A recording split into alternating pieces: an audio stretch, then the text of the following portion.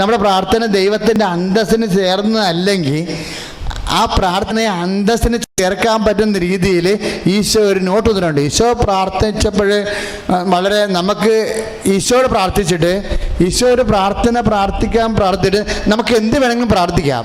പക്ഷെ അത് ദൈവത്തിൻ്റെ അന്തസ്സിന് ചേർന്നതല്ലെങ്കിൽ ചേർത്തെടുക്കാൻ വേണ്ടി ഈശോ ഇപ്പം നമ്മൾ ഒരു താറാവ് കറി വയ്ക്കുക.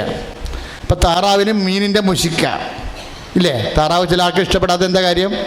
മീനിൻ്റെ പച്ചമുശിക്കുണ്ട്. അപ്പോൾ അത് കുറേ പരിപാടി അവർ ചെയ്യും. ചിലർ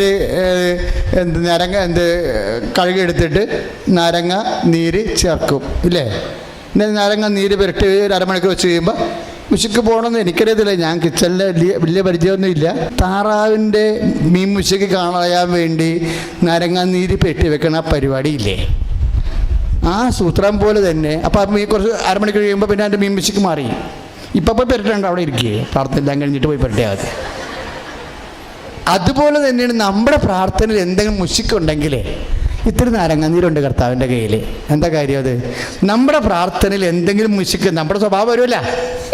നമ്മളെങ്കിൽ ഇപ്പോൾ ആൻറ്റിയുടെ മകൻ ഇല്ലേ, മകൾ ഹാദ് പരീക്ഷയ്ക്ക് എഴുതിയപ്പോഴാണ് നമ്മുടെ മകളെ ഹാദിന് എഴുതി. അത്രയും നേരം ഈ ചെടുത്തിക്ക് ഒരു പ്രശ്നമില്ല. ഇനി അവൾ പോയി എഴുതിയപ്പോഴാണ്, ഇനി അവളെങ്ങാനും പോയി വിദേശത്ത് പോയി മറ്റേ കുടുംബ ക്ലാസ്സൊക്കെ ഇട്ടുകൊണ്ട് മറ്റേ ചില ഇറങ്ങി വന്ന പോലെ അവൾ വരുമ്പോൾ അവളുടെ മുമ്പിൽ പോയി എൻ്റെ മകളെ ഇങ്ങനെ ചരിത്രം കണ്ടതെന്ന് വിചാരിക്കുമ്പോൾ അത് എനിക്കൊരു കുറച്ചിലല്ലേ എന്ന് വിചാരിക്കുമ്പോൾ എൻ്റെ മകളെ എന്താ കുഴപ്പം?